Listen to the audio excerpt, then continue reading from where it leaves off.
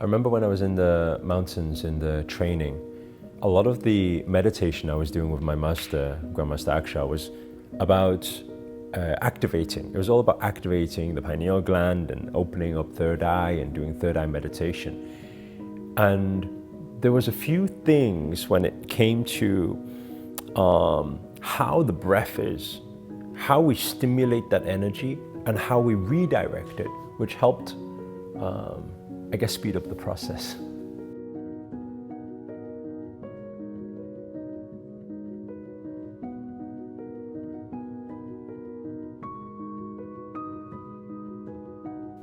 You see, a lot of people talk about that. They talk about decalcification, they talk about fluoride, they talk about all these different things, which it does make a difference, but actually the difference is minor in comparison to understanding this instrument. I'm not saying it doesn't make a difference, it does, but even if you use fluoride toothpaste, you could still activate pineal gland, but it's more about understanding how it works inside.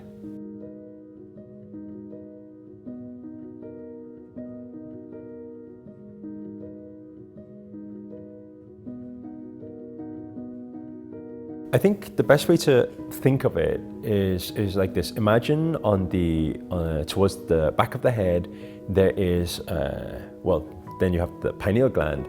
Then what happens is you can push like a chemical, and it pushes forward. You'll feel it actually when you do it. You'll feel that energy, and you can move that energy forward towards third eye, and it helps open it up. You will actually see a very bright light when you do it.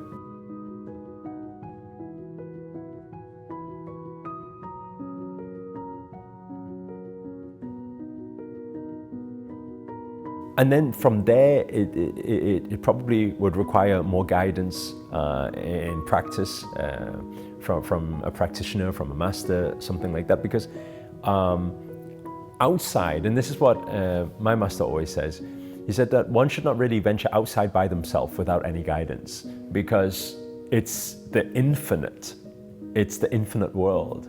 Like, it's not just all happy days, you know, because like everything in life, everything is positive and negative.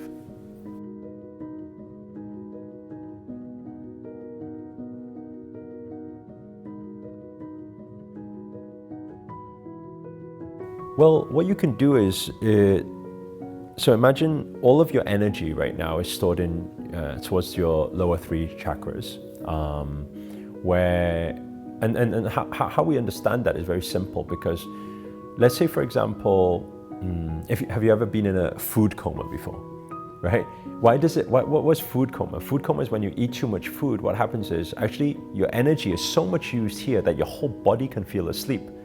So it will want to shut down just because it's processing too much energy towards energy center, right? And the same thing with any sexual activities, it's the same thing, right? So these are our, what you call, what Napoleon Hill back then would call sexual transmutation, right? Or what the yogis in the mountains would call some Kundalini energies, right? Kundalini awakening, and bringing those energies up. But you can transmute it, and when you transmute it and you push it through, pineal gland will naturally open. Regardless, you don't need any tools or any medicines or anything like that.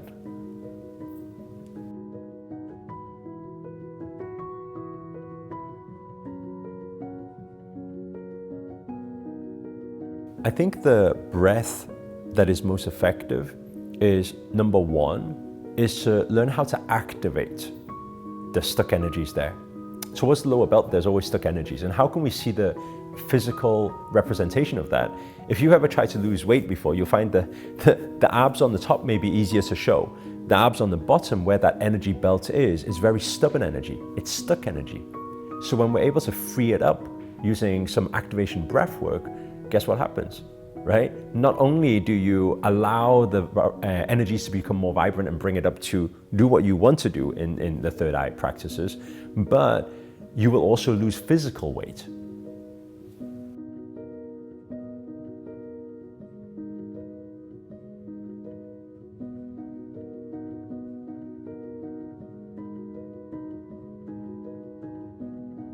The second thing is to learn how to transmute that energy, bring that energy up.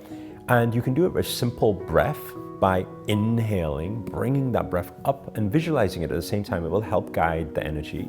You bring it up to the back of the head, right? When you bring it up to the back of the head and you hold, if you hold that breath while performing what we call a root lock, right? By locking the root, what will happen is you push, when you squeeze, you'll feel a small sensation towards the pineal gland actually, which pushes towards third eye.